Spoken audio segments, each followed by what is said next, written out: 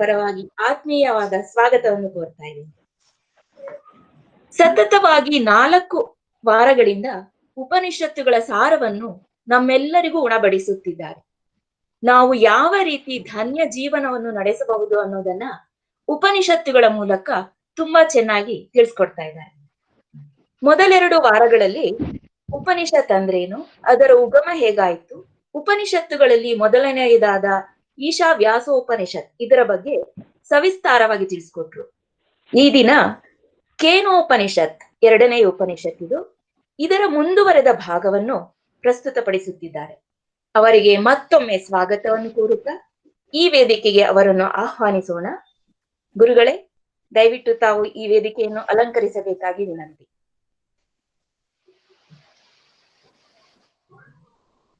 ಪ್ರಾರಂಭ ಮಾಡೋದಾ? ಮಾಡಿ ಗುರುಗಳೇ. ಖಂಡಿತ ಗುರುಗಳೇ.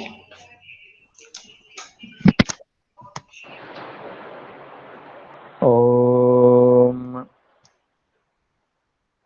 ಸದಾಶಿವಸಮಾರಂಭಾಂ ಶಂಕರಾಚಾರ್ಯಮಧ್ಯಮಾಂ ಅಸ್ಮದಾಚಾರ್ಯಪರ್ಯಂತಾಂ ವಂದೇ ಗುರುಪರಂಪರಾಂ. ಶ್ರುತಿಸ್ಮೃತಿಪುರಾಣಾನಾಂ ಆಲಯಂ ಕರುಣಾಲಯಂ ನಮಾಮಿ ಭಗವತ್ಪಾದಶಂಕರಂ ಲೋಕಶಂಕರಂ. ಶಂಕರಂ ಶಂಕರಾಚಾರ್ಯಂ ಕೇಶವಂ ಬಾದರಾಯಣಂ. ಸೂತ್ರಭಾಷ್ಯಕೃತೌ ವಂದೇ ಭಗವಂತೌ ಪುನಃ ಪುನಃ. ಈಶ್ವರೋ ಗುರುರಾತ್ಮೇತಿ ಮೂರ್ತಿಭೇದ ವಿಭಾಗಿನೇ ವ್ಯೋಮವದ್ವ್ಯಾಪ್ತದೇಹಾಯ ದಕ್ಷಿಣಾಮೂರ್ತಯೇ ನಮಃ. ದಕ್ಷಿಣಾಮೂರ್ತಯೇ ನಮಃ. ಓಂ ಆಪ್ಯಾಯಂತು ಮಮಾಂಗಾನಿ ವಾಕ್ಪ್ರಾಣಶ್ಚಕ್ಷುಃ ಶ್ರೋತ್ರಮಥೋ ಬಲಮಿಂದ್ರಿಯಾಣಿ ಚ ಸರ್ವಾಣಿ. ಸರ್ವಂ ಬ್ರಹ್ಮೋಪನಿಷದಂ ಮಾಹಂ ಬ್ರಹ್ಮ ನಿರಾಕುರ್ಯಾಂ ಮಾ ಬ್ರಹ್ಮ ನಿರಾಕರೋತ್. ಅನಿರಾಕರಣಮಸ್ತ್ವನಿರಾಕರಣಂ ಮೇ ಅಸ್ತು. ತದಾತ್ಮನಿರತೇಯ ಉಪನಿಷತ್ಸು ಧರ್ಮಾಃ ತೇ ಮಯಿ ಸಂತು ತೇ ಮಯಿ ಸಂತು. ಓಂ ಶಾಂತಿ ಶಾಂತಿ ಶಾಂತಿ.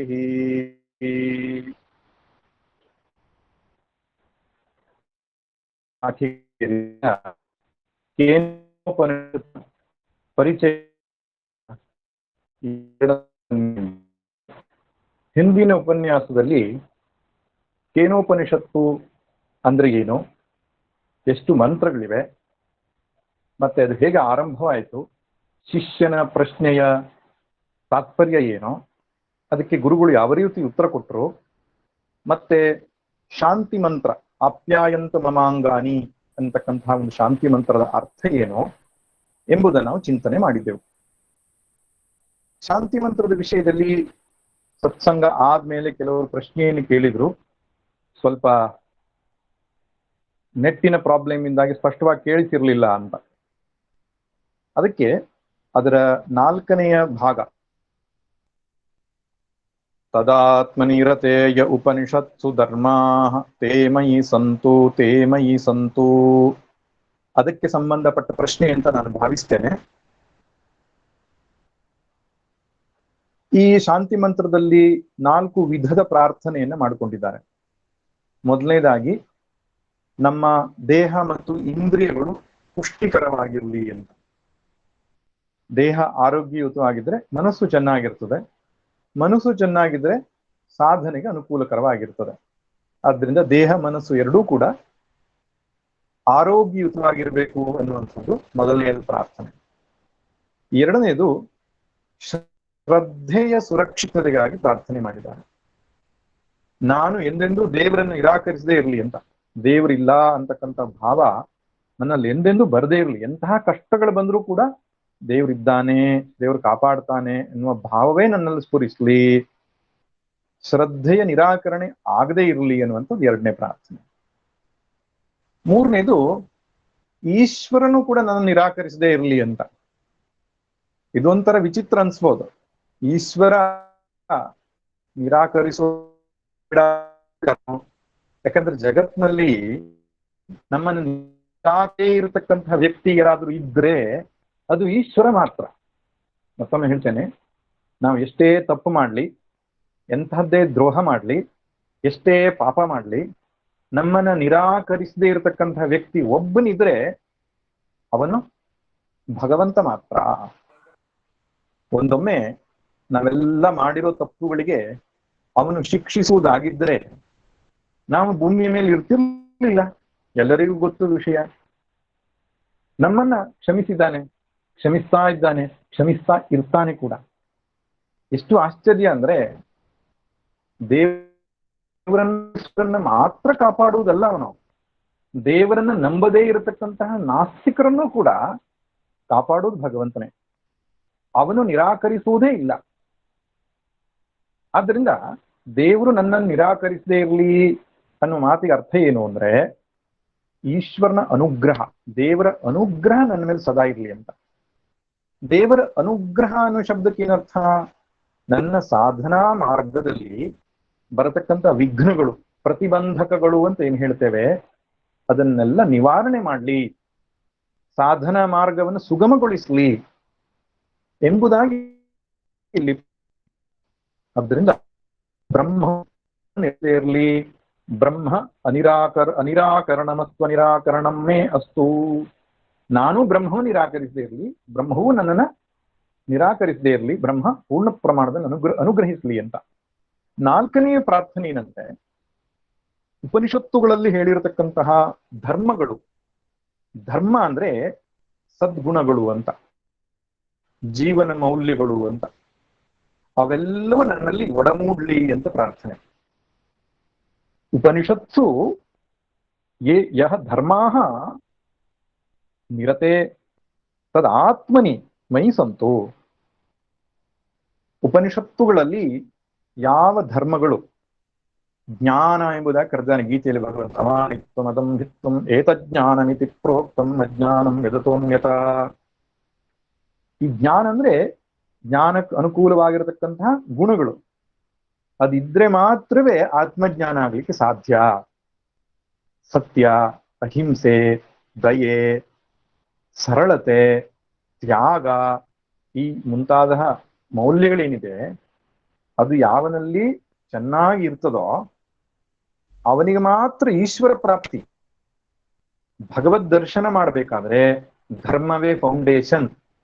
ಧರ್ಮವಿಲ್ಲದಿದ್ದರೆ, ಈ ಸದ್ಧರ್ಮಗಳು ಸದ್ಗುಣಗಳು ಇಲ್ಲದಿದ್ರೆ ಭಗವದ್ ದರ್ಶನ ಸಾಧ್ಯ ಇಲ್ಲ.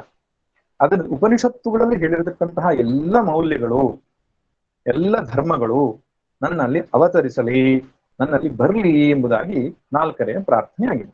ಇದು ಏನು ಶಾಂತಿ ಮಂತ್ರದ ಬಗ್ಗೆ ಇರತಕ್ಕಂತಹ ಅರ್ಥ, ಸಂಕ್ಷಿಪ್ತವಾದ ಅರ್ಥ. ಇನ್ನು ನಾವು ನೇರವಾಗಿ ಉಪನಿಷತ್ತಿಗೆ ಪ್ರವೇಶ ಮಾಡಿದೆವು.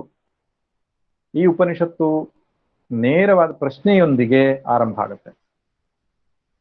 ಕೇನೇಷಿತಂ ಪತತಿ ಪ್ರೇಷಿತಂ ಮನಃ, ಕೇನ ಪ್ರಾಣ ಪ್ರಥಮ ಪ್ರೈತಿಯುಕ್ತಃ, ಕೇನೇಷಿತಾಂ ವಾಚಮಿಮಾಂ ವದಂತಿ, ಚಕ್ಷುಃ ಶ್ರೋತ್ರಂ ಕೌ ದೇವೋ ಯುನಕ್ತಿ. ಪ್ರೇರಕ ತತ್ವದ ಬಗ್ಗೆ ಪ್ರಶ್ನೆ ಇದೆ. ಸಂಘಾತಸ್ಯ ಪರಾರ್ಥತ್ವಾತ್ ಅನ್ನುವ ನಿಯಮವನ್ನು ಮನಸ್ಸಲ್ಲಿಟ್ಟುಕೊಂಡು ಶಿಷ್ಯನು ಈ ಪ್ರಶ್ನೆಯನ್ನು ಕೇಳಿದ್ದಾನೆ. ಸಂಘಾತ ಅಂದ್ರೆ ಸಮೂಹ, ಕಾಂಪ್ಲೆಕ್ಸ್, ಗುಂಪು. ಅನೇಕ ಗುಂಪುಗಳು ಸೇರಿಕೊಂಡು ಒಂದು ಕೆಲಸವನ್ನು ಮಾಡ್ತಾ ಇವೆ ಅಂತಾದ್ರೆ ಅದಕ್ಕೆ ಯಜಮಾನ ಒಬ್ಬ ಬೇರೆಯವನಿರ್ಬೇಕು, ಪ್ರೇರಕ ಒಬ್ಬ ಬೇರೆಯವರು ಇರ್ಬೇಕು. ತನ್ನ ಪಾಡಿಗೆ ತಂದು ವ್ಯವಸ್ಥೆ ನಡೀಲಿಕ್ಕೆ ಸಾಧ್ಯ ಇಲ್ಲ ಎಂಬುದು ಸಾಮಾನ್ಯ ನಿಯಮ. 16 ಜನ ಸೇರಿಕೊಂಡು ಒಂದು ವ್ಯವಸ್ಥಿತವಾದ ಕರ್ಮ ಮಾಡ್ತಿದ್ದಾರೆ ಅಂದ್ರೆ ಅದರ ಹಿಂದೆ ಒಂದು ಪ್ರೇರಣೆ ತತ್ವ ಬೇಕು. 16 ಮೆಷಿನ್ಗಳು, ಜೀವ ವಸ್ತುಗಳು ಒಂದೊಮ್ಮೆ ಯೋಚನೆ ಮಾಡಬಹುದು. ಅದು ನಿರ್ಜೀವ ವಸ್ತುಗಳು, 16 ವಸ್ತುಗಳು ಸೇರಿಕೊಂಡು ಒಂದು ವ್ಯವಸ್ಥಿತವಾದ ಕಾರ್ಯ ಮಾಡ್ತಾ ಇದೆ ಅಂದ್ರೆ ಹಿಂದೆ ಒಬ್ಬ ಪ್ರೇರಕ ಇಲ್ಲ ಅನ್ನೋದು ತರ್ಕಕ್ಕೆ ವಿರುದ್ಧ. ಒಂದು ದೊಡ್ಡ ನೀವು ಕಾರ್ಖಾನೆಗೆ ಹೋದ್ರೆ ಅಲ್ಲಿ ಅನೇಕ ಮೆಷಿನ್ಗಳು, ಅನೇಕ ವ್ಯವಸ್ಥೆ, ಪ್ಯಾಕ್ ಮಾಡ್ಲಿಕ್ಕೆ ಒಂದು ಮೆಷಿನ್ನು, ಪ್ರೊಡಕ್ಷನ್ ಮಾಡ್ಲಿಕ್ಕೆ ಒಂದು ಮೆಷಿನ್ನು, ಅದನ್ನ ಬಾಕ್ಸ್ ಮಾಡ್ಲಿಕ್ಕೆ ಇನ್ನೊಂದು ಅನೇಕ ರೀತಿಯ ಮಿಷನರೀಸ್ಗಳನ್ನು ಹಾಕಿದ್ದಾರೆ. ಅದೆಲ್ಲವೂ ತನ್ಪಾಡಿಗೆ ತಾನು ಕೆಲಸ ಮಾಡ್ತಾ ಇವೆ. ಅದ್ರ ಹಿಂದೆ ಒಂದು ಇಂಟೆಲಿಜೆಂಟ್ ಬೀಯಿಂಗ್ ಇಲ್ಲ ಅಂದ್ರೆ ತರ್ಕಕ್ಕೆ ವಿರುದ್ಧ. ಹಾಗೆ ಆ ಶಿಷ್ಯ ಅಬ್ಸರ್ವ್ ಮಾಡಿದಾನೆ. ಕಣ್ಣು ಕಾಣುತ್ತೆ, ಕಿವಿ ಕೇಳುತ್ತೆ, ಮೂಗು ಮೂಸುತ್ತೆ, ನಾಲಿಗೆ ರುಚಿ ನೋಡುತ್ತೆ, ಮನಸ್ಸು ಆಲೋಚಿಸುತ್ತೆ, ಬುದ್ಧಿ ನಿಶ್ಚಯವನ್ನ ಮಾಡುತ್ತೆ, ಚಿತ್ತ ಸ್ಮೃತಿಯನ್ನು ಇಟ್ಟುಕೊಳ್ಳುತ್ತೆ, ಅಹಂಕಾರ ಅಭಿಮಾನ ಪಡುತ್ತೆ. ಇವೆಲ್ಲವಕ್ಕೂ ಜಡ ತತ್ವಗಳು. ಶರೀರ, ಮನಸ್ಸು, ಬುದ್ಧಿ, ಅಹಂಕಾರ, ಚಿತ್ತ ಇವೆಲ್ಲವೂ ಜಡವಾದಂತಹ ಇವೆಲ್ಲ ಸಮೂಹ ಒಂದು ವ್ಯವಸ್ಥಿತವಾದ ಕಾರ್ಯವನ್ನ ಮಾಡ್ತಾ ಇದೆ ಅಂದ್ರೆ ಅದ್ರ ಹಿಂದೆ ಪ್ರೇರಣೆ ಮಾಡುವವನು ಒಬ್ಬನಿರ್ಬೇಕು ಎನ್ನುವುದು ಅವನು ಊಹಿಸ್ತಾನೆ. ಅವನು ಯಾರು ಅಂತ ಅವನಿಗೆ ಗೊತ್ತಿಲ್ಲ.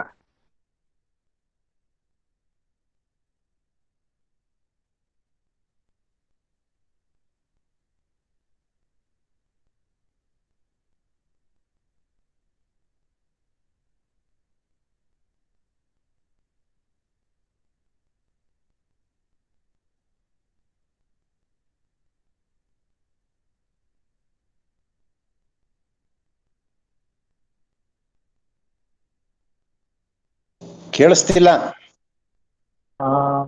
ಚಕ್ಷುಷಶ್ಚಕ್ಷುಃ ಅತಿ ಮುಚ್ಚ ಧೀರಾಃ ಪ್ರೇತ್ಯಾಸ್ಮಾ ಲೋಕಾದಮೃತಾ ಭವಂತಿ. ನೀನ್ ಕೇಳಿದ ಪ್ರಶ್ನೆ ತುಂಬಾ ಯೋಗ್ಯವಾಗಿದೆ, ಸರಿಯಾಗಿದೆ.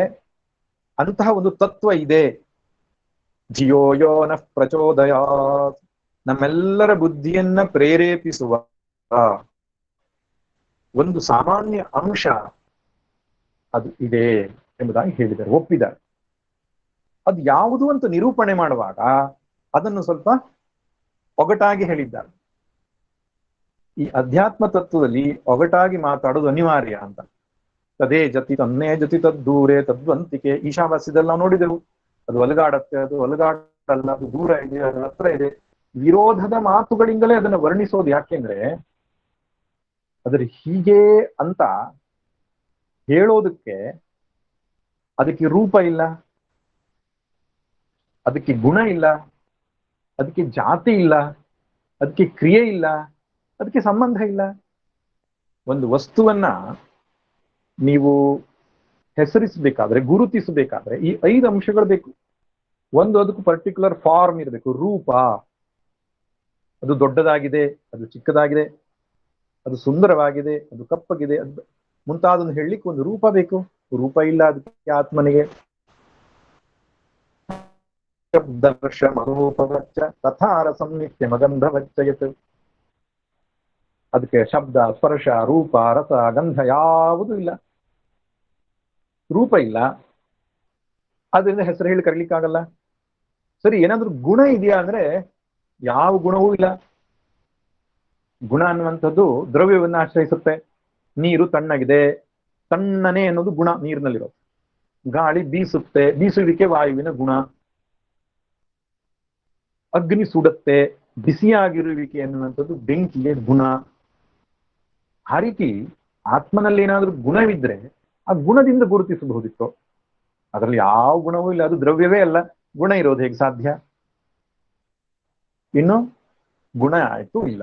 ಜಾತಿ ಇದೆಯಾ ಆತ್ಮನಲ್ಲಿ ಅಂದ್ರೆ, ಜಾತಿ ಅಂದ್ರೆ ಬ್ರಾಹ್ಮಣ ಕ್ಷತ್ರಿಯ ಅಂತದೆಲ್ಲ ಜಾತಿ ಅಲ್ಲ. ಇಲ್ಲಿ ಜಾತಿ ಅಂದ್ರೆ ಸಾಮಾನ್ಯವಾದ ಸಂಗತಿ ಅಂತ. ಇದೆಲ್ಲ ಪಾರಿಭಾಷಿಕ ಶಬ್ದ. ವೃಕ್ಷ ಜಾತಿ, ಪಶು ಜಾತಿ, ಪಕ್ಷಿ ಜಾತಿ, ಮನುಷ್ಯ ಜಾತಿ, ಈ ರೀತಿ ಎಲ್ಲರ ಒಂದು ಸಾಮಾನ್ಯ ಗುಂಪಿಗೆ ಒಂದು ಜಾತಿ ಅಂತ ಕರೀತಾರೆ. ಆ ಜಾತಿ ಅಂತ ಇರ್ಬೇಕಾದ್ರೆ ಒಂದಕ್ಕಿಂತ ಹೆಚ್ಚಿರ್ಬೇಕು. ಇದು ಒಂದಕ್ಕಿಂತ ಹೆಚ್ಚಿಲ್ಲ, ಆದ್ರಿಂದ ಜಾತಿ ಇಲ್ಲ ಇಲ್ಲಿ. ಇನ್ನು ಕ್ರಿಯೆ ಇದ್ರೆ ಕ್ರಿಯೆಯಿಂದ ಗುರುತಿಸಬಹುದು. ಏನು, ಅವನು ಓಡ್ತಿದ್ದಾನೆ, ಓಡ್ತಾ ಇದ್ದಾನಲ್ಲ ಅವನು, ಕುಳಿತುಕೊಂಡಿದ್ದಾನಲ್ಲ ಅವನು, ಡಾನ್ಸ್ ಮಾಡದಿದ್ದಾನಲ್ಲ ಅವನು, ಅಲ್ವಾ? ನಾವೇನ್ ಹೇಳ್ತೇವೆ? ಸಹ ಪಾಚಕಃ, ಅಡುಗೆ ಮಾಡುವವನಿಗೆ ಪಾಚಕನು, ಅವನು ಡ್ರೈವರ್ನು. ಈ ಹೆಸರೆಲ್ಲ ಯಾವ ರೀತಿ ಬಂದದ್ದು? ಕ್ರಿಯೆಯನ್ನ ಆಶ್ರಯಿಸಿ ಬಂದಿದ್ದು. ಅವರು ಶಿಕ್ಷಕರು, ಅವರು ವಕೀಲರು ಅಂತ ಹೇಳುವಾಗ ಅವರು ಯಾವ ಕ್ರಿಯೆಯನ್ನು ಮಾಡ್ತಾರೋ ಅದರಿಂದ ಅವ್ರಿಗೆ ಹೆಸರು ಇರ್ತಿದ್ದೇವೆ. ಆತ್ಮನು ಅಕ್ರಿಯ, ನಿಷ್ಕ್ರಿಯನು, ಯಾವ ಕ್ರಿಯೆಯನ್ನು ಮಾಡಲ್ಲ. ಜಗತ್ನಲ್ಲಿ ಕೆಲಸ ಮಾಡದೇ ಇರೋ ಒಬ್ಬ ವ್ಯಕ್ತಿ ಇದ್ರೆ ಆತ್ಮ, ಪರಮಾತ್ಮ ಒಬ್ಬನೇ, ಏನು ಕೆಲಸ ಮಾಡಲ್ಲ. ಕೂಟಸ್ಥ ನಿತ್ಯ. ಇನ್ನು ಸಂಬಂಧ ಇಟ್ಕೊಂಡು ಹೇಳೋಣ, ಇವ್ರ ಗಂಡ, ಇವ್ರ ಹೆಂಡತಿ, ಇವ್ರು ಮಾವ, ಇವ್ರ ಅಳಿಯ ಅಂತ ಸಂಬಂಧ ಏನಾದ್ರು ಹೇಳೋಣ ಅಂದ್ರೆ ಯಾವ ಸಂಬಂಧವೂ ಇಲ್ಲ. ಅದಕ್ಕೆ ಪಾರ್ವತಿ ಮದುವೆ ಮಾಡಿ ಕೊಡುವಾಗ ಬಂದವರೆಲ್ಲ ತುಂಬಾ ಹಾರೈಸಿದ್ರಂತೆ, ನೀನ್ ತುಂಬಾ ಲಕ್ಕಿ ಕಣೆ, ಯಾಕಂದ್ರೆ ನಿನಗೆ ಅತ್ತೆ ಮಾವ ಇಲ್ಲ ಅಂತ. ಅಂದ್ರೆ ಈಶ್ವರನಿಗೆ ಅಪ್ಪ ಅಮ್ಮ ಇಲ್ಲ, ಆದ್ರೆ ನಿಂಗೆ ಅತ್ತೆ ಮಾವ ಇಲ್ಲ, ನೀನ್ ಆರಾಮಾಗಿರ್ತೀಯ ಅಂತ. ಅಂದ್ರೆ ಭಗವಂತನಿಗೆ ಸಂಬಂಧ ಇಲ್ಲ. ಸಂಬಂಧ ಆಗ್ಬೇಕಾದ್ರೆ ಅವನಿಗಿಂತ ದ್ವಿತೀಯವಾದ ವಸ್ತು ಇದ್ರೆ ಸಂಬಂಧ ಇರ್ತದೆ, ಅದ್ವಿತೀಯನಾದವನಿಗೆ ಎಲ್ಲಿಯ ಸಂಬಂಧ? ಆದ್ದರಿಂದ ಸಂಬಂಧವೂ ಇಲ್ಲ. ಹೀಗಿರುವಾಗ ಯಾವ ಹೆಸರಿನಿಂದ ಕರೆಯುವುದು, ಹೇಗೆ ಗುರುತಿಸುವುದು ಎನ್ನುವುದು ಕಷ್ಟ ಸಾಧ್ಯ. ಅದಕ್ಕೆ ಉಪನಿಷತ್ತುಗಳಲ್ಲಿ ಬ್ರಹ್ಮ ಎಲ್ಲವೂ ಯಾವ ನಾಮರೂಪ ವಾಚಕ ಶಬ್ದಗಳಲ್ಲ, ನಿಷೇಧಾತ್ಮಗಳಿವೆ.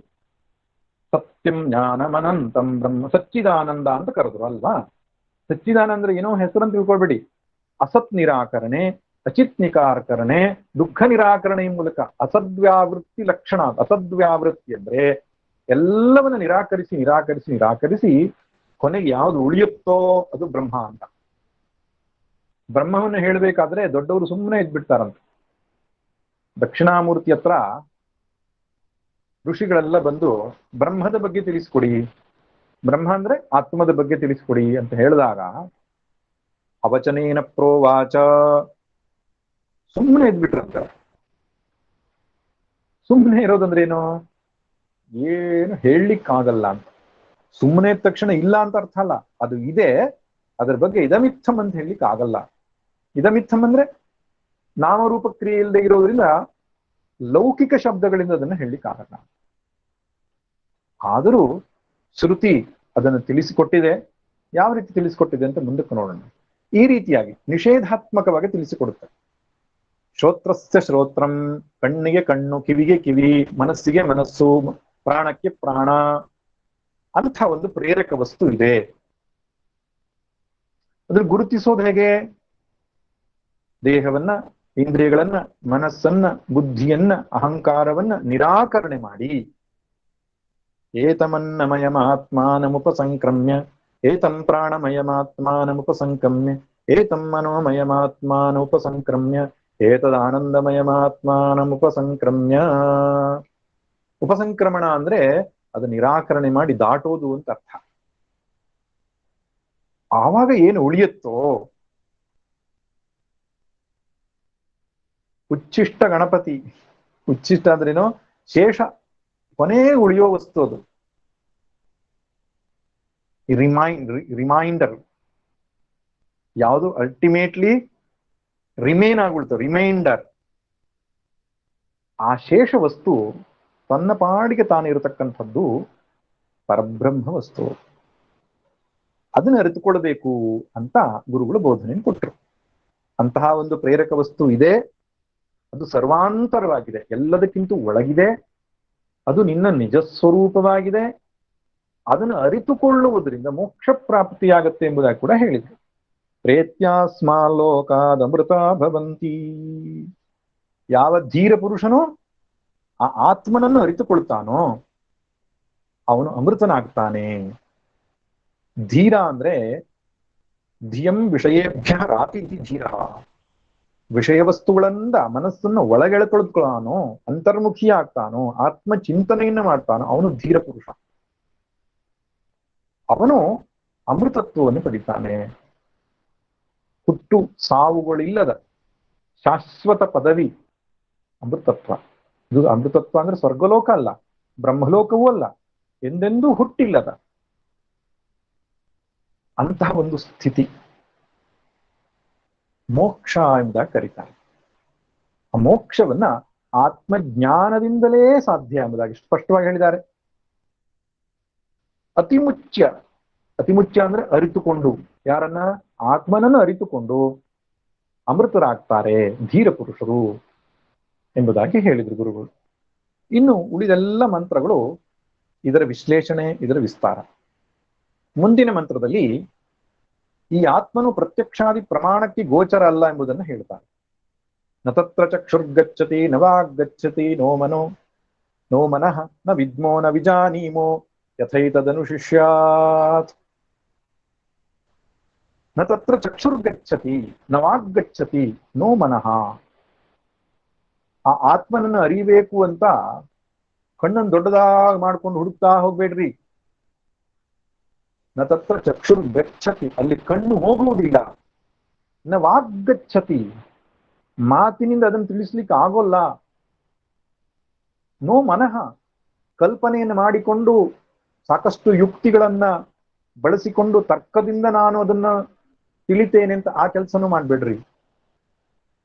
ಕಣ್ಣಿಂದ ಹುಡುಕ್ಲಿಕ್ಕೆ ಹೋಗ್ಬೇಡ್ರಿ, ಮಾತಿನಿಂದ ಅದನ್ನು ವಿವರಿಸ್ಲಿಕ್ಕೆ ಹೋಗ್ಬೇಡ್ರಿ, ಮತ್ತೆ ಮನಸ್ಸಿನಿಂದ ಅದು ತರ್ಕಬದ್ಧವಾಗಿ ಅರ್ಥ ಮಾಡ್ಕೊಳ್ಳಿಕ್ಕೆ ಹೋಗ್ಬೇಡಿ. ಒಳ್ಳೆ ಅವಸ್ಥೆ ಆಯ್ತಲ್ಲ ಇದು. ನಮಗ್ ಗೊತ್ತಿರೋದಿಷ್ಟೇ, ಕಣ್ಣಿಂದ ನೋಡಿ ತಿಳಿಯೋದು, ಅಥವಾ ಯಾರಾದ್ರೂ ಹೇಳ್ದಾಗ ಆಗೋ ಜ್ಞಾನ, ಅಥವಾ ನಾವೇ ತರ್ಕಬದ್ಧವಾಗಿ ಯೋಚನೆ ಮಾಡಿ ಅರ್ಥ ಮಾಡಿಕೊಳ್ಳೋದು. ಇದಕ್ಕೆ ಶಾಸ್ತ್ರೀಯ ಪರಿಭಾಷೆಯಲ್ಲಿ ಪ್ರಮಾಣ ಅಂತ ಕರೀತಾರೆ. ಪ್ರತ್ಯಕ್ಷ ಪ್ರಮಾಣ, ಶಬ್ದ ಪ್ರಮಾಣ, ಅನುಮಾನ ಪ್ರಮಾಣ ಅಂತ. ಇದೊಂದು ದೊಡ್ಡ ವಿಸ್ತಾರವಾದ ವಿಷಯ. ಸಂಕ್ಷಿಪ್ತವಾಗಿ ನಾನು ಹೇಳ್ತೇನೆ.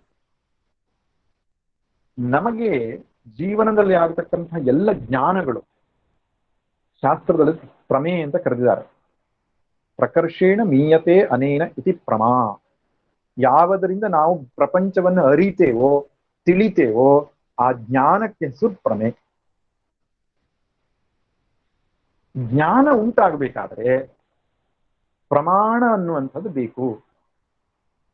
ಪ್ರಮಾಯಾ ಅಸಾಧಾರಣಕರಣಂ ಪ್ರಮಾಣಂ. ಪ್ರಮೆಯನ್ನ ಉಂಟು ಮಾಡುವಂತಹ ಅಸಾಧಾರಣವಾದಂತಹ ಕರಣಕ್ಕೆ ಪ್ರಮಾಣ ಅಂತ ಹೇಳ್ತಾರೆ. ವೇದಾಂತದಲ್ಲಿ ಷಟ್ ಪ್ರಮಾಣಗಳನ್ನು ಹೇಳಿದ್ದಾನೆ. ಅದು ಪ್ರಧಾನವಾಗಿ 3 ಪ್ರಮಾಣಗಳು. ಉಳಿದ 3 ಪ್ರಮಾಣಗಳನ್ನು ಅನುಮಾನದ ಭೇದಗಳೆಂಬುದಾಗಿ ಗುರುತಿಸಿದ್ದಾರೆ. ಈ 3 ಪ್ರಮಾಣಗಳು ಯಾವುದು? ಪ್ರತ್ಯಕ್ಷ ಪ್ರಮಾಣ, ಅನುಮಾನ ಪ್ರಮಾಣ, ಶಬ್ದ ಪ್ರಮಾಣ ಅಂತ. ಪ್ರತ್ಯಕ್ಷ ಪ್ರಮಾಣ ಅಂದ್ರೇನು? ಸರಳವಾಗಿ ಹೇಳೋದಾದ್ರೆ, ಕಣ್ಣಿಂದ ನೋಡಿದಾಗ ನಮಗೆ ರೂಪದ ಜ್ಞಾನ ಏನು ಒಳಗಡೆ ಆಗ್ತದೋ ಅದು ಪ್ರತ್ಯಕ್ಷ. ಇಲ್ಲಿ ಅಕ್ಷಂ ಪ್ರತಿ ಪ್ರತ್ಯಕ್ಷಂ. ಅಕ್ಷ ಅಂದ್ರೆ ಅಕ್ಷಿ ಅಲ್ಲ, ಅಕ್ಷಿ ಅಂದ್ರೆ ಕಣ್ಣು, ಅಕ್ಷ ಅಂದ್ರೆ ಇಂದ್ರಿಯ ಅಂತ ಅರ್ಥ. ಅಕ್ಷ ಅಂದ್ರೆ ಇಂದ್ರಿಯ, ಪ್ರತ್ಯಕ್ಷ ಅಂದ್ರೆ ಇಂದ್ರಿಯಗಳಿಂದ ಅರಿಯುವ ಜ್ಞಾನಕ್ಕೆ ಪ್ರತ್ಯಕ್ಷ ಜ್ಞಾನ ಅಂತ ಹೇಳ್ತಾರೆ. ಕಣ್ಣಿನಿಂದ ರೂಪಜ್ಞಾನ, ಕಿವಿಯಿಂದ ಶಬ್ದಜ್ಞಾನ, ಮೂಗಿನಿಂದ ಗಂಧಜ್ಞಾನ, ನಾಲಿಗೆಯಿಂದ ರುಚಿಯ ಜ್ಞಾನ, ಚರ್ಮದಿಂದ ಸ್ಪರ್ಶ ಜ್ಞಾನ. ಈ ಜ್ಞಾನಕ್ಕೆ ಪ್ರತ್ಯಕ್ಷ ಜ್ಞಾನ ಅಂತ ಹೇಳ್ತಾರೆ. ಇಂದ್ರಿಯಗಳಿಗೆ ಹೆಸರು ಪ್ರಮಾಣ, ಪ್ರತ್ಯಕ್ಷ ಪ್ರಮಾಣ ಅಂತ ಹೇಳ್ತಾರೆ. ಪ್ರಮಾಣ ಅಂದ್ರೆ ಯಾವುದರಿಂದ ನಮಗೆ ಜ್ಞಾನ ಉಂಟಾಗುತ್ತದೋ ಆ ಉಪಕರಣಕ್ಕೆ ಹೆಸರು ಪ್ರಮಾಣ.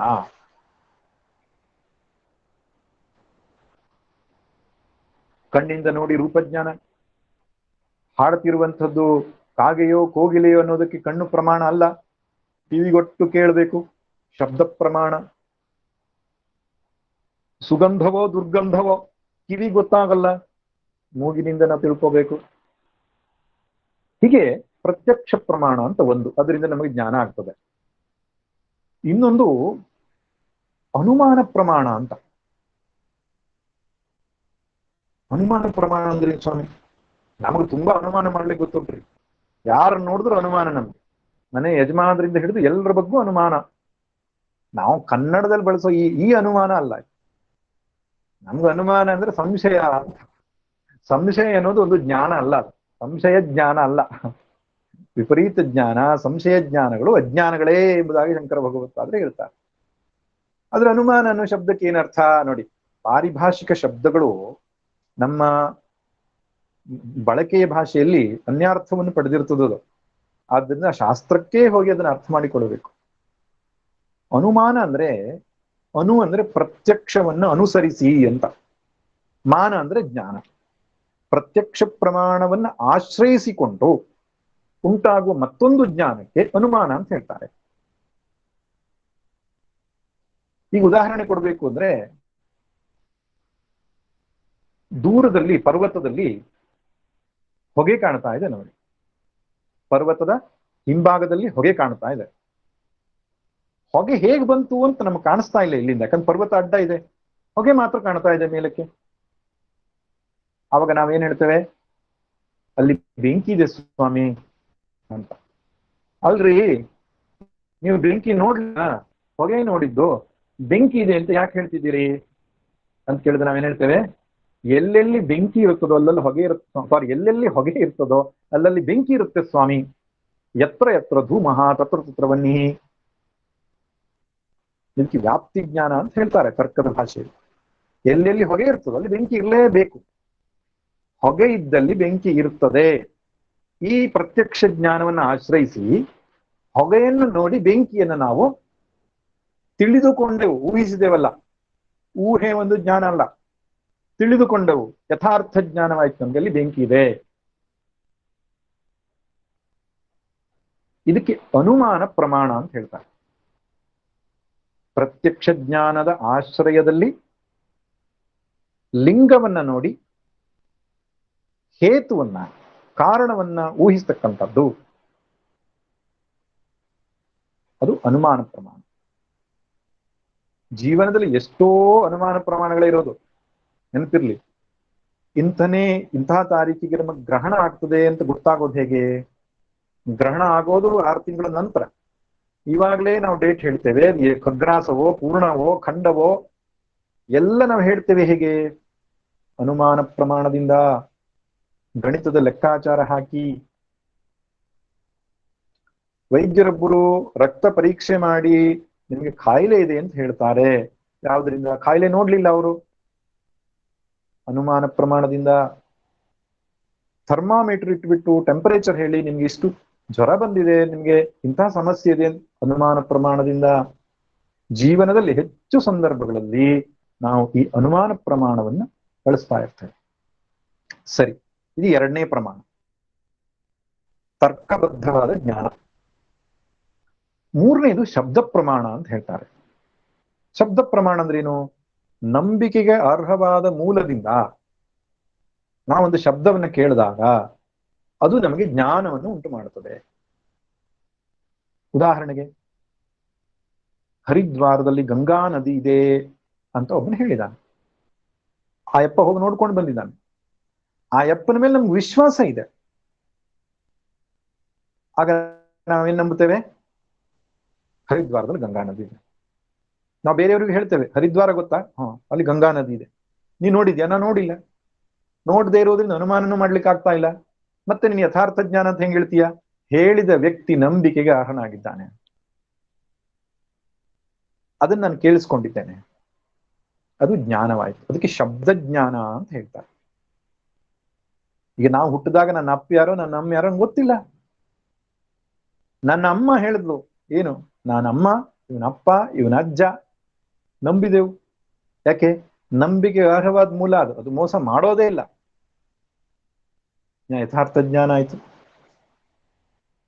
ಹೀಗೆ ನಂಬಿಕೆಗೆ ಅರ್ಹವಾದ ಮೂಲದಿಂದ ಎಷ್ಟೋ ಯಥಾರ್ಥ ನ್ಯೂಸ್ಗಳನ್ನ ನಾವು ನೋಡಿದಾಗ, ವ್ಯಕ್ತಿಗಳಿಂದ ನಾವು ಕೇಳಿಸ್ಕೊಂಡಂತ ನಮ್ಗೆ ಜ್ಞಾನ ಆಗಿರುತ್ತೆ.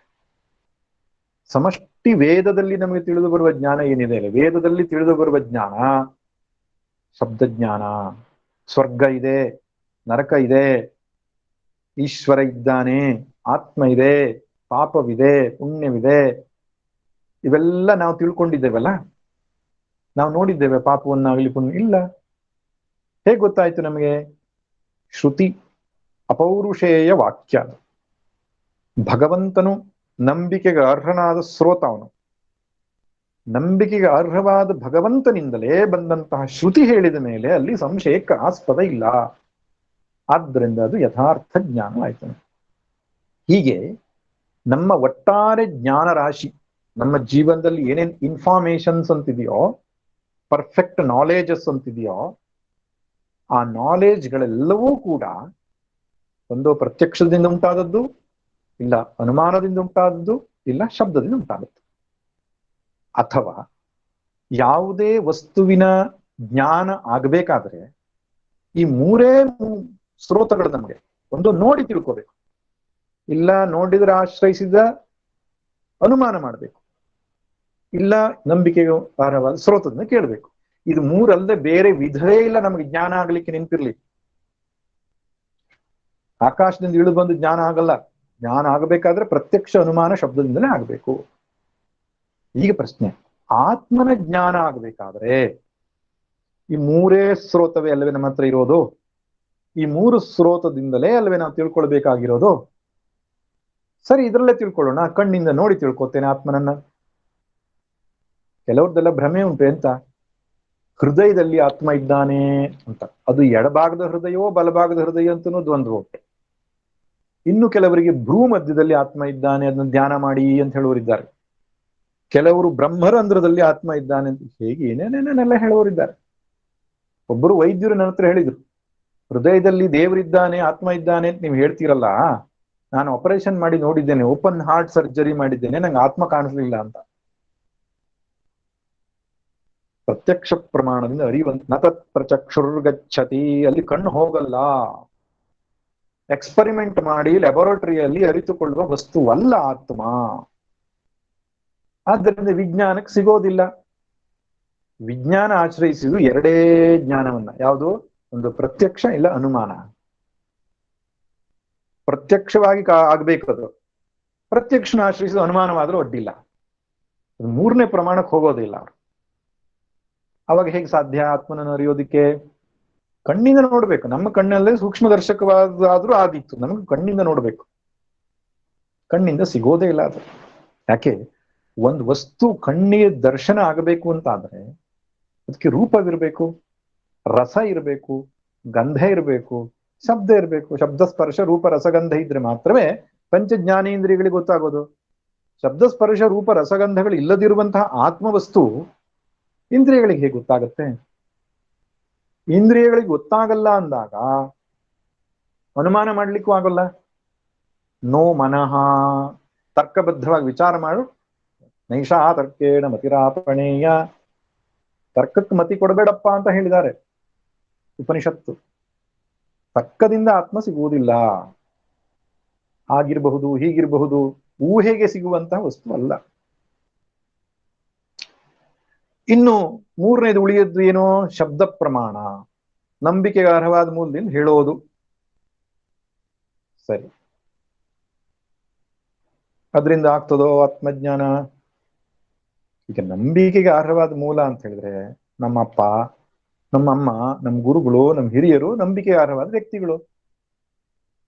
ಅವರು ಆತ್ಮನನ್ನ ತೋರಿಸಿಕೊಡ್ಲಿಕ್ಕೆ ಅವ್ರಿಗೆ ಗೊತ್ತಿರ್ಬೇಕಲ್ಲ, ಅವರು ನೋಡಿರ್ಬೇಕಲ್ಲ, ಅವ್ರಿಗೂ ಅನುಭವ ಆಗಿರ್ಬೇಕಲ್ಲ. ಆದ್ರಿಂದ ಲೌಕಿಕ ವ್ಯಕ್ತಿಗಳಿಂದ ಇದು ತಿಳಿಯುವಂತದ್ದಲ್ಲ. ಇದು ಬಹಳ ಶಬ್ದವಾದಂತ ಮುಖ್ಯವಾದ ಶಬ್ದ, ಲೌಕಿಕ ಶಬ್ದ. ಅದರಿಂದ ಆಗೋಲ್ಲ. ಹಾಗಾದ್ರೆ ಇನ್ನೊಂದಿದೆ, ಯಾವುದು? ಅಲೌಕಿಕ ಶಬ್ದ. ಯಾವುದು? ವೇದ, ಶ್ರುತಿ. ಅದೊಂದೇ ಮುಂದೆ ಮಂತ್ರದಲ್ಲಿ ಬರುತ್ತೆ. ಅದೊಂದೇ ಮಾರ್ಗ ನಮಗೆ ತಿಳ್ಕೊಳ್ಳಿಕ್ಕೆ ಬಿಟ್ರೆ ಲೌಕಿಕವಾದ ವ್ಯಕ್ತಿಗಳಿಂದ, ಪ್ರತ್ಯಕ್ಷದಿಂದ, ಅನುಮಾನದಿಂದ ಆತ್ಮನು ದರ್ಶನೀಯನಲ್ಲ. ಇದೇ ಈ ಮಂತ್ರ ಹೇಳ್ತಾರೆ. ನ ತತ್ರ ಚಕ್ಷುರ್ಗಚ್ಚತಿ ನ ವಾಗ್ಗಚ್ಚತಿ ನೋ ಮನಃ ನ ವಿದ್ಮೋ ನ ವಿಜಾನೀಮೋ ಯಥೈತದನುಶಿಷ್ಯ. ಇದನ್ನ ಹೇಗೆ ಹೇಳ್ಕೊಡ್ಬೇಕು ಅಂತ ನಮ್ಗೆ ಗೊತ್ತಿಲ್ಲ ಅನ್ಬಿಡ್ತಾರೆ ಗುರು. ಇದನ್ನ ಹೇಗೆ ತಿಳಿಸ್ಕೊಡ್ಬೇಕು ಅಂತ ನಮ್ಗೆ ಗೊತ್ತಿಲ್ಲ ಅಂದ್ರೆ ಅರ್ಥ, ಗುರುಗಳಿಗೆ ಅಜ್ಞಾನಿಗಳು ಗುರುಗಳು, ಅಜ್ಞಾನಿಯಾದ ಗುರುವಿನಿಂದ ನಾವು ತಿಳ್ಕೊಳ್ಬೇಕಾದ್ದೇನಿದೆ? ಹಾಗಲ್ಲ. ಇದನ್ನ ತಮ್ಮ ಲೌಕಿಕ ಬುದ್ಧಿಯಿಂದ ನಾವು ತಿಳಿಸಿಕೊಡ್ತಾ ಇಲ್ಲ ಎಂಬುದಾಗಿ ಗುರುಗಳು ಒಪ್ಕೋತಾ ಇದ್ದಾರೆ. ನಾನೇ ಕಂಡು ಹಿಡಿದಂತಹ ಯಾವುದೋ ಸತ್ಯವನ್ನ ಶಿಷ್ಯನಿಗೆ ನಾನು ತಿಳಿಸಿಕೊಡ್ತಾ ಇಲ್ಲ. ತಿಳಿಸಿಕೊಡ್ಲಿಕ್ಕೆ ನನ್ನ ತರ್ಕವನ್ನಾಗಲಿ, ನನ್ನ ವಿಧಾನವಾಗಲಿ, ನನ್ನ ಸ್ವಂತದ್ದು ಏನನ್ನೂ ನಾನು ಬಳಸ್ತಾ ಇಲ್ಲ. ಹಾಗಾದ್ರೆ ಹೇಗೆ ತಿಳಿಸ್ಕೊಡ್ತಾ ಇರೋದು? ಆಗಮ ಪ್ರಮಾಣದಿಂದ, ಶ್ರುತಿಯ ಪ್ರಮಾಣದಿಂದ ನಾನು ತಿಳಿಸಿಕೊಡ್ತೇನೆಯೇ ಹೊರತು ನನ್ನ ಮಥಿತವಾದ ಜ್ಞಾನ ಅಲ್ಲ, ಅಥವಾ ನಾನು ಕಂಡುಕೊಂಡ ಜ್ಞಾನ ಅಲ್ಲ ಇದು ಎಂಬುದಾಗಿ. ನ ವಿಜಾನೀಮೋ ಯಥೈತದನು ಶಿಷ್ಯ ಅಂತಂದ್ರೆ ಸ್ವತಃ ತರ್ಕದಿಂದ, ಕಲ್ಪನೆಯಿಂದ ಇದನ್ನು ಪಾಠ ಮಾಡುವ ವಿಧಾನ ನಮ್ಗೆ ಗೊತ್ತಿಲ್ಲ. ಹಾಗಾದ್ರೆ ಗುರುಗಳು ಹೇಗೆ ತಿಳಿಸ್ಕೊಡ್ತಾರೆ ಅಂದ್ರೆ ಅನ್ಯದೇವ ತದ್ವಿದಿತಾತ್ ಅಥೋ ಅವಿದಿತಾದದಿ ಇತಿ ಶುಶ್ರಮ ಪೂರ್ವೇಶಾಂ ಏನಸ್ತದ್ವ್ಯಾಚ ಚಕ್ಷಿರೇ. ಎಂಥ ವಿನಯ, ಎಂಥ ಅದ್ಭುತವಾದ ಮಾತು. ಈ ರೀತಿ ನಾವು ಕೇಳಿದ್ದೆವು ಹಿರಿಯರಿಂದ, ಶ್ರುತಿಯಿಂದ ಮತ್ತು ಶ್ರುತಿಸಮ್ಮತವಾದ ಜ್ಞಾನವನ್ನು ಪಡೆದಂತಹ ನನ್ನ ಗುರುಗಳಿಂದ. ಏನಂತ? ಏನಸ್ತದ್ವ್ಯಾಚ ಚಕ್ಷಿರೇ, ನಮಗೆ ಪಾಠ ಮಾಡಿದ್ದಾರೆ, ನಮಗೆ ತಿಳಿಸಿಕೊಟ್ಟಿದ್ದಾರೆ. ಪರಂಪರೆಯಿಂದ ಈ ಜ್ಞಾನ ಹರಿದುಕೊಂಡು ಬಂದಿದೆ. ಯಾವುದು? ಅನ್ಯದೇವ ತದ್ ವಿದಿತಾದ್ ಅಥೋ ಅವಿದಿತಾದಧೀ. ಅದು ವಿದಿತಕ್ಕಿಂತ ಬೇರೆ, ಅವಿದಿತಕ್ಕಿಂತ ಬೇರೆ ಅಂಥದ್ದೊಂದು ವಸ್ತು ಇದೆ ಎಂಬುದಾಗಿ ತಿಳಿಸಿದ್ದಾರೆ ಅಷ್ಟೆ. ಇದು ಬಹಳ ಮುಖ್ಯವಾದಂತಹ ಮಂತ್ರ. ಕೇನೋಪನಿಷತ್ತಲ್ಲಿ ಅನೇಕ ಮುಖ್ಯ ಮಂತ್ರಗಳಿವೆ, ಸಾಧಕನಿಗೆ ಚಿಂತನೆಗೆ ಅನುಕೂಲವಾಗತಕ್ಕಂಥದ್ದು. ಅದರಲ್ಲಿ ಇದು ಬಹಳ ಮುಖ್ಯವಾದದ್ದು. ಆಗಮದಿಂದ ಆತ್ಮನನ್ನ ತಿಳಿಸಿಕೊಡುವ ವಿಧಾನ ಯಾವ ರೀತಿಯಾಗಿದೆ ಅಂದ್ರೆ, ಆಗಮ ಅಂದ್ರೆ ವೇದ, ಶ್ರುತಿ, ಉಪನಿಷತ್ತುಗಳು ಆತ್ಮನನ್ನ ಹೇಗೆ ತಿಳಿಸಿಕೊಡ್ತವೆ ಅಂದ್ರೆ, ಇದು ಆತ್ಮ ಎಂಬುದಾಗಿ ತಿಳಿಸಿಕೊಡ್ತಾ ಇಲ್ಲ. ಅದು ವಿದಿತಕ್ಕಿಂತ ಬೇರೆ, ಅವಿದಿತಕ್ಕಿಂತ ಬೇರೆ ಅಂತ ನಿಷೇಧಾತ್ಮಕವಾಗಿ ತಿಳಿಸಿಕೊಡ್ತಾ ಇದೆ. ನಿಷೇಧಾತ್ಮಕವಾಗದೆ ಬೇರೆ ಯಾವ ಮಾರ್ಗವೂ ಇಲ್ಲ. ವಿದಿತ ಅಂದ್ರೆ ನಮಗೆ ಗೊತ್ತಿರುವ ಪ್ರಪಂಚ, ಅವಿದಿತ ಅಂದ್ರೆ ಗೊತ್ತಿಲ್ಲದ ಪ್ರಪಂಚ. ಅದಕ್ಕೆ ವ್ಯಾಕೃತ, ಅವ್ಯಾಕೃತ ಅಂತ ಹೇಳ್ತಾರೆ. ಈ ಸೃಷ್ಟಿಯೆಲ್ಲವೂ ವ್ಯಾಕೃತ ಪ್ರಪಂಚ. ಆತ್ಮನು ಈ ವ್ಯಾಕೃತ ಪ್ರಪಂಚಕ್ಕಿಂತ ಬೇರೆ. ಅಂದ್ರೆ ನಮ್ಮ ಶರೀರ, ನಮ್ಮ ಮನಸ್ಸು, ನಮ್ಮ ಬುದ್ಧಿ ಎಲ್ಲವೂ ವಿದಿತದಲ್ಲೇ ಬರ್ತದೆ, ತಿಳುವಳಿಕೆಗೆ ಸಿಗುವಂಥದ್ದು.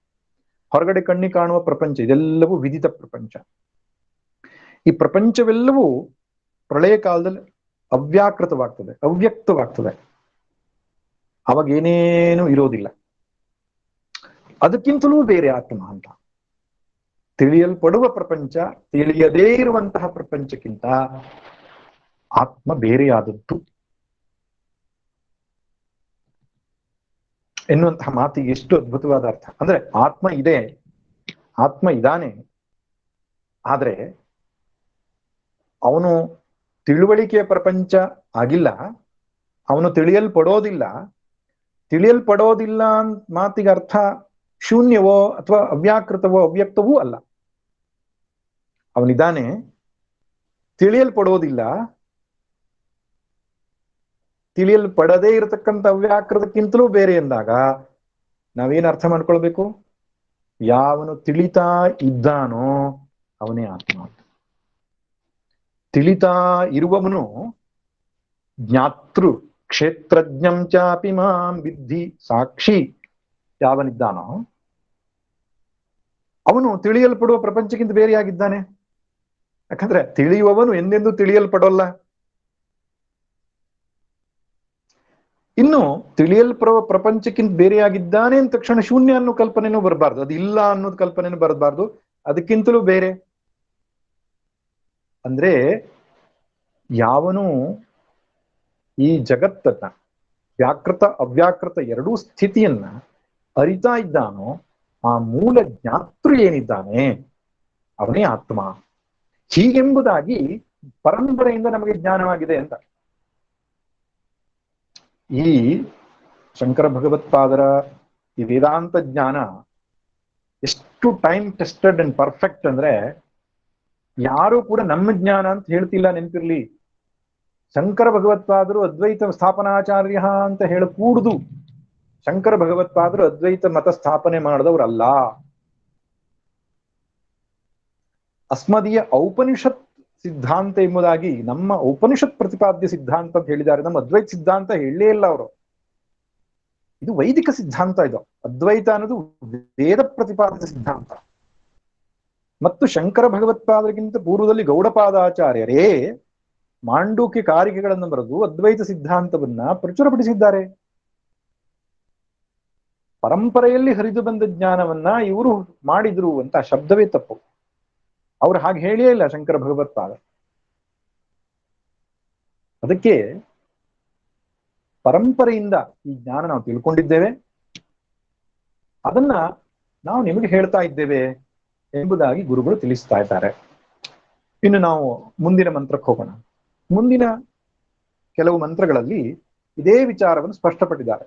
ಯದ್ವಾಚಾನಭ್ಯುತಂಬೇನ ವಾಗಭ್ಯುತತೆ ತದೇವ ಬ್ರಹ್ಮತ್ವಂ ವಿದ್ಧಿ ನೇದಂ ವಿದಿತವಾಸತೆ. ಈ ರೀತಿಯಾಗಿ ಒಂದು 5 ಮಂತ್ರಗಳು ಬರ್ತವೆ.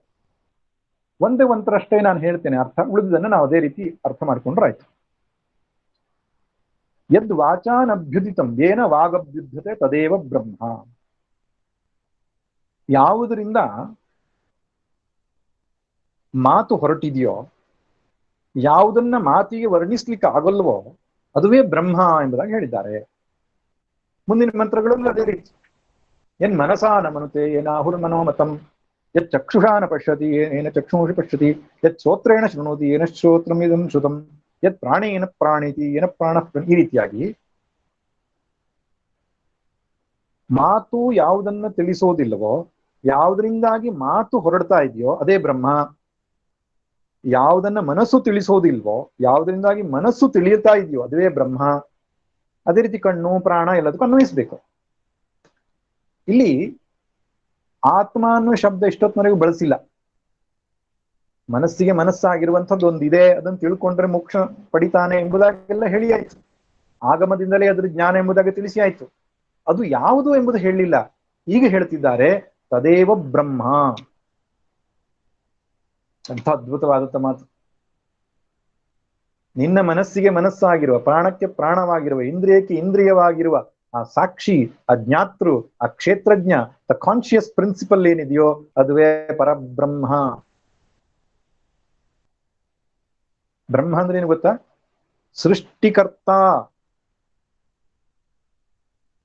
ಈ ಸೃಷ್ಟಿಯನ್ನ ಸೃಷ್ಟಿಸಿ, ಈ ಸೃಷ್ಟಿಯನ್ನ ಕಾಪಾಡಿ, ಕೊನೆಗೆ ಯಾವನಲ್ಲಿ ಈ ಸೃಷ್ಟಿ ಒಳಗೆ ಹೋಗುತ್ತದೋ ಆ ಬೃಹತ್ ತತ್ವವೇನಿದೆಯೋ, ಆ ಪರಮಾತ್ಮ ತತ್ವ ಏನಿದೆಯೋ ಅದಕ್ಕೆ ಹೆಸರು ಬ್ರಹ್ಮ.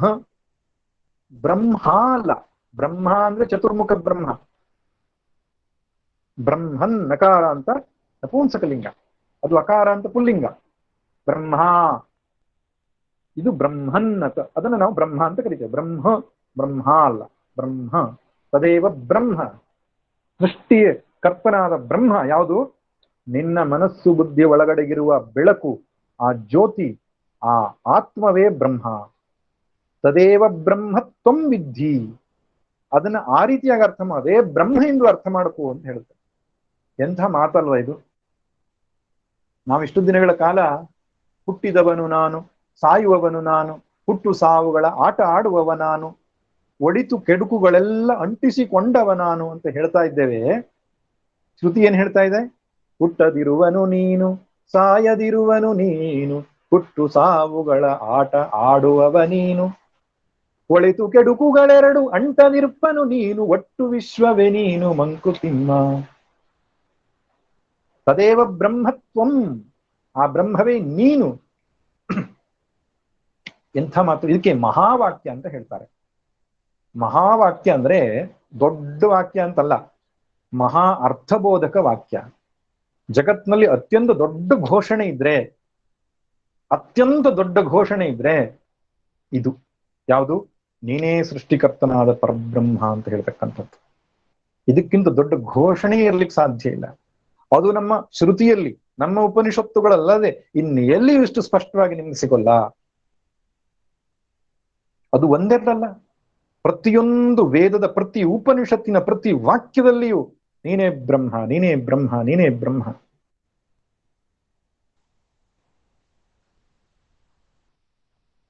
ಋಗ್ವೇದದಲ್ಲಿ ಪ್ರಜ್ಞಾನಂ ಬ್ರಹ್ಮ, ದ ಕಾನ್ಶಿಯಸ್ನೆಸ್ ಇಸ್ ಬ್ರಹ್ಮನ್. ಯಜುರ್ವೇದದಲ್ಲಿ ಅಹಂ ಬ್ರಹ್ಮಾಸ್ಮಿ, ನಾನೇ ಬ್ರಹ್ಮನಿದ್ದೇನೆ. ಸಾಮವೇದದಲ್ಲಿ ತತ್ವಮಸಿ ಶ್ವೇತಕೇತೋ, ತತ್ವಮಸಿ, ನೀನೇ ಪರಬ್ರಹ್ಮ. ಇನ್ನು ಮಾಂಡೂಕ್ಯದಲ್ಲಿ ಅಯಮಾತ್ಮ ಬ್ರಹ್ಮ, ಈ ಆತ್ಮನೇ ಬ್ರಹ್ಮ. ಎಷ್ಟು ಸ್ಪಷ್ಟವಾಗಿ ಈ ಜೀವಕ್ಕೂ ಬ್ರಹ್ಮಕ್ಕೂ ಐಕ್ಯವನ್ನ ಬೋಧಿಸತಕ್ಕಂತಹ ಮಹಾವಾಕ್ಯಗಳು ಪ್ರತಿ ಉಪನಿಷತ್ತಿನ ಪುಟ ಪುಟಗಳಲ್ಲಿವೆ. ಜೀವನಕ್ಕೆ ಎಂತಹ ಧೈರ್ಯ, ಎಂತಹ ಸ್ಥೈರ್ಯ, ಎಂಥ ಮನೋಬಲ, ಎಂತಹ ವಿಶ್ವಾಸ. ಶೃಣ್ವಂತು ಸರ್ವೇ ಅಮೃತಸ್ಯ ಪುತ್ರಾಹ. ಅಮೃತ ತತ್ವರು ನೀವು, ಪಾಪಿಗಳಲ್ಲ ನೀವು, ದುಃಖಿಗಳಲ್ಲ ನೀವು, ನಿಮಗೇನು ನಷ್ಟವಾಗಿಲ್ಲ, ಅಂದೂ ಪೂರ್ಣ ಇಂದೂ ಪೂರ್ಣ, ಎಂದೆಂದು ಪೂರ್ಣಾತ್ಮರು ನೀವು ಅಂತ ಘೋಷಿಸಿದಂತ ಉಪನಿಷತ್ತುಗಳು ನಮ್ಮನ್ನ ಅಮೃತತ್ವದ ಕಡೆ ಕರ್ಕೊಂಡು ಹೋಗ್ತವೆ. ಎಷ್ಟು ಕೃತಜ್ಞರಾಗಿರ್ಬೇಕು ನಾವು ಆ ಋಷಿಗಳಿಗೆ, ಉಪನಿಷತ್ತುಗಳಿಗೆ. ನೇದಂ ಯದಿದಂ ಉಪಾಸತೆ. ನೀನು ಉಪಾಸನೆ ಮಾಡ್ತಾ ಇದೆಯಲ್ಲಪ್ಪ ಹೊರಗಡೆಗೆ, ದುರ್ಗೆ ಗಣಪತಿ ಆಂಜನೇಯ ಅಂತ ಹೇಳ್ಕೊಂಡು ಏನು ಉಪಾಸನೆ ದೇವತೆಯರ ರೂಪದಲ್ಲಿ ಉಪಾಸನೆ ಮಾಡ್ತಿದ್ಯಲ್ಲ, ಅದ್ಯಾವುದು ಬ್ರಹ್ಮವಲ್ಲ. ನ ಇದಂ ಯದಿದಂ ಉಪಾಸತೆ ಇದಂತಯ ಉಪಾಸತೆ. ಇದು ಎಂಬುದಾಗಿ ಉಪಾಸನೆ ಮಾಡ್ತಿದ್ಯಲ್ಲ, ಇದು ಯಾವುದೂ ದೇವರಲ್ಲ, ಬ್ರಹ್ಮವಲ್ಲ.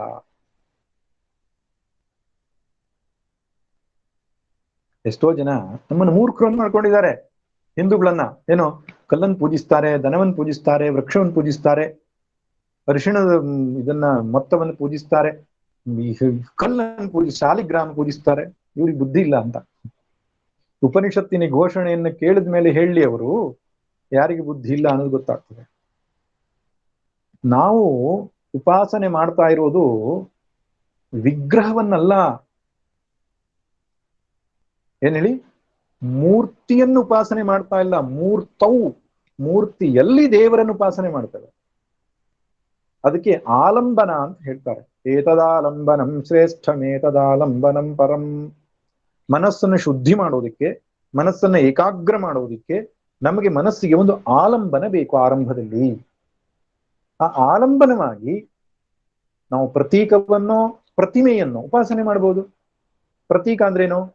ಹಿರಣ್ಯಗರ್ಭನ ಪ್ರತೀಕವಾಗಿ ಸೂರ್ಯ, ವಿಷ್ಣುವಿನ ಪ್ರತೀಕವಾಗಿ ಶಾಲಿಗ್ರಾಮ, ಶಿವನ ಪ್ರತೀಕವಾಗಿ ಬಾಣಲಿಂಗ,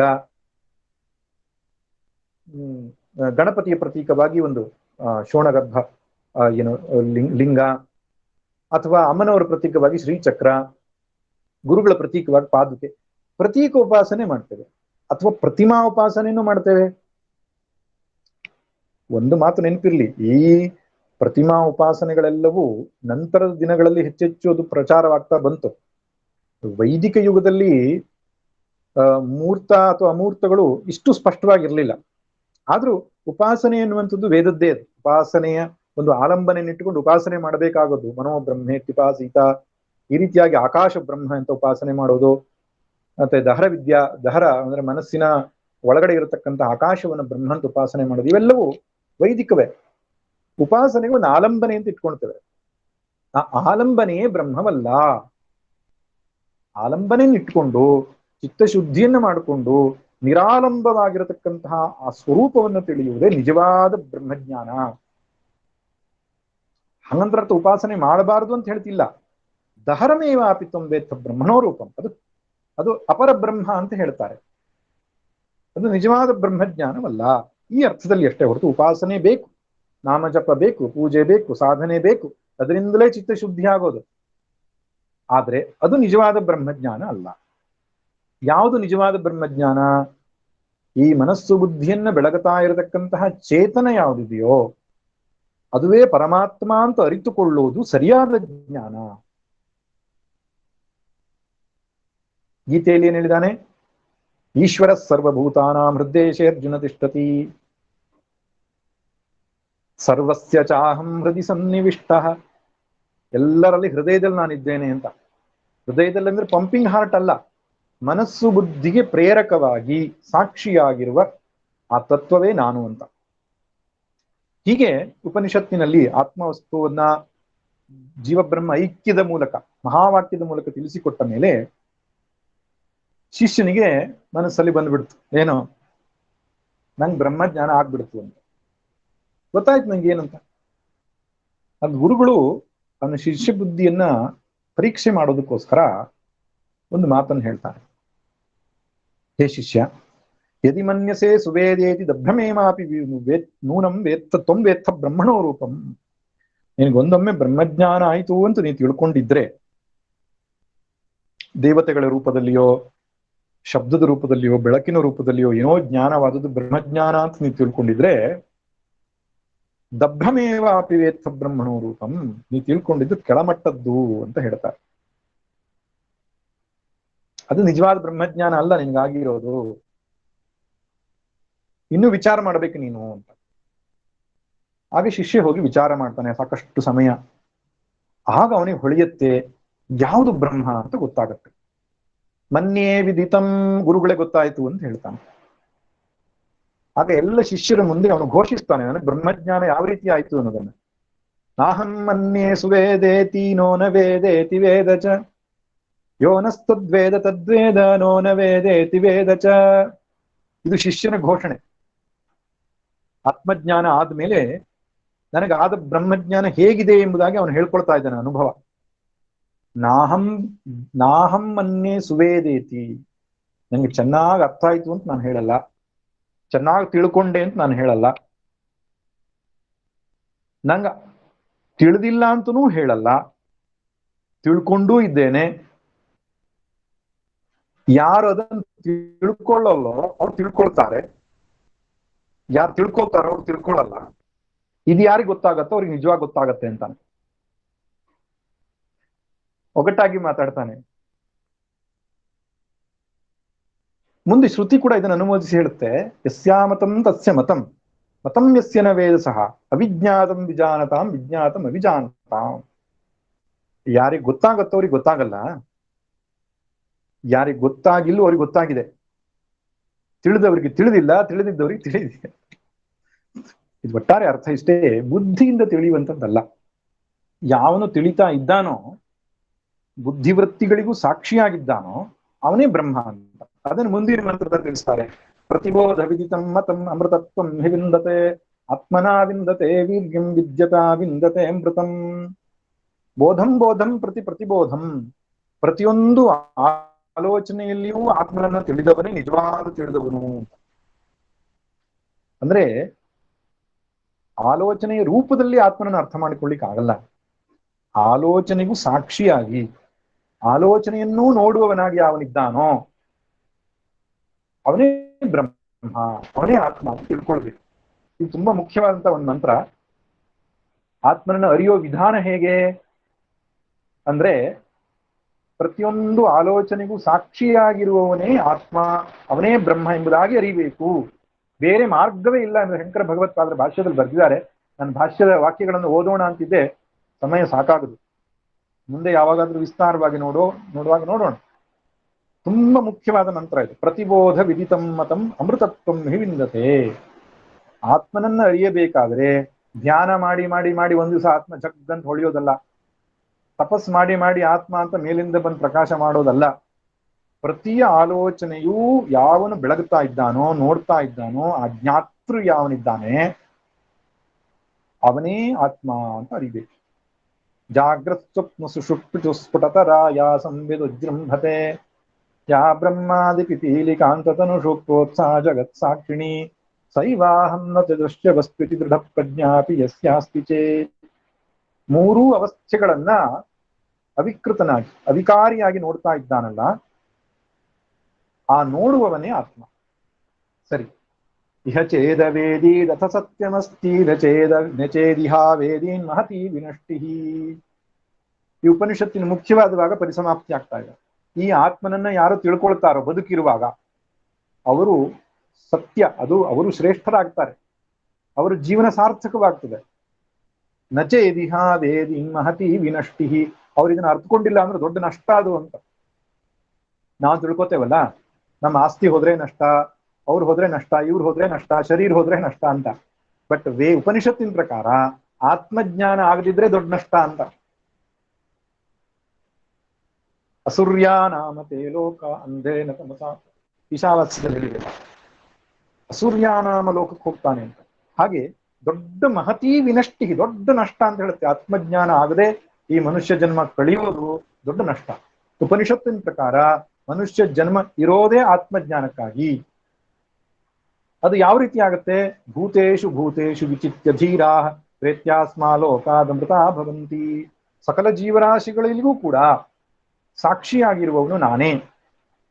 ಅಂದ್ರೆ ಪ್ರತಿಯೊಂದು ವಸ್ತುವಿನಲ್ಲಿ ಹಾಸುಹೊಕ್ಕಾಗಿರ್ತಕ್ಕಂತಹ ಒಂದೇ ಒಂದು ವಸ್ತು, ಅದು ಬ್ರಹ್ಮ, ಅದು ನಾನು ಎಂಬುದಾಗಿ ಅವನು ಅರಿತುಕೊಳ್ಳುತ್ತಾನೋ ಅವನೇ ಮೋಕ್ಷವನ್ನು ಪಡಿತಾನೆ. ಇಷ್ಟು ಹೇಳಿದ್ಮೇಲೆ ಒಂದು ಕಥೆಯನ್ನ ಹೇಳಿ ಈ ಉಪನಿಷತ್ತು ಪರಿಸಮಾಪ್ತಿ ಆಗುತ್ತೆ. ಆ ಕಥೆ ಏನಪ್ಪಾ ಅಂದ್ರೆ, ಒಂದ್ಸಲ ದೇವತೆಗಳಿಗೂ ಅಸುರರಿಗೂ ಯುದ್ಧ ಆಯ್ತಂತೆ, ಭೀಕರ ಯುದ್ಧ. ಆ ಯುದ್ಧದಲ್ಲಿ ದೇವತೆಗಳು ವಿಜಯವನ್ನ ಸಾಧಿಸಿಬಿಟ್ರು, ಅಸುರರು ಸೋತು ಹೋದರು. ಆಗ ದೇವತೆಗಳ ಮನಸ್ಸಲ್ಲಿ ಬಂತಂತೆ, ಈ ಯುದ್ಧದಲ್ಲಿ ವಿಜಯವನ್ನ ಸಾಧಿಸಿದಂತ ನಾವು ನಮ್ಮ ವೀರ್ಯದಿಂದ, ನಮ್ಮ ಬಲದಿಂದ, ನಮ್ಮ ಶಕ್ತಿಯಿಂದ, ನಮ್ಮ ಸಾಮರ್ಥ್ಯದಿಂದಲೇ ಗೆದ್ದೆವು ಅಂತ ಭಾವನೆ ಬಂತಂತೆ. ದೇವರಿಗೆ ತುಂಬಾ ಇಷ್ಟ ಆಗದೇ ಇರೋ ಗುಣ ಯಾವುದು ಅಂದ್ರೆ ಅಹಂಕಾರ. ನಾನ್ ಮಾಡ್ದೆ ಅಂತ ಯಾರು ಹೇಳ್ತಾ ಇರ್ತಾನೋ ಅವರನ್ನು ನೋಡಿದ್ರೆ ದೇವರಿಗೆ ಆಗಲ್ಲ, ಸೊಕ್ಕು ಮುರಿತಾನೆ ಅವನು. ಏನ್ ಹೇಳ್ಬೇಕು ನಾವು? ಅವನ ಅನುಗ್ರಹದಿಂದ ಆಯ್ತು, ಮಾತಿಗೂ ಅವನ ಇಚ್ಛೆ, ಅವನ ಅನುಗ್ರಹ, ಈ ರೀತಿ ಹೇಳ್ಬೇಕೆ ಹೊರತು ನಾನು ಮಾಡ್ದೆ ಅಂತ ಹೇಳಿದ್ರೆ ಬೇಗ ಬೀಳ್ತೇವೆ ಕೆಳಗೆ. ದೇವತೆಗಳಿಗೆ ಅಹಂಕಾರ ಬಂದ್ಬಿಡ್ತು. ಆಗ ಪರಬ್ರಹ್ಮ ಯೋಚನೆ ಮಾಡ್ತಾನೆ, ಇವರು ದೇವತೆಗಳು ಒಳ್ಳೆಯವರಿದ್ದಾರೆ, ತುಂಬಾ ಪಾಪದವರು, ಧರ್ಮಿಷ್ಠರು ಇದ್ದಾರೆ, ಆದ್ರೆ ಇವ್ರಿಗೆ ಹೊಡೆತ ಕೊಡೋದು ಬೇಡ, ಬುದ್ಧಿ ಕೊಡೋಣ ಅಂತ ಯೋಚನೆ ಮಾಡ್ತಾನೆ. ಸ್ವಲ್ಪ ಒಳ್ಳೆಯವರಾಗಿದ್ರೆ ಭಗವಂತ ಬುದ್ಧಿ ನೆಟ್ಟಗೆ ಮಾಡ್ತಾನೆ, ತೀರ ಕೆಟ್ಟವರಾಗಿದ್ರೆ ಪೆಟ್ಟು ಕೊಡ್ತಾನೆ. ಒಳ್ಳೆಯವರಿದ್ರು ದೇವತೆಗಳು.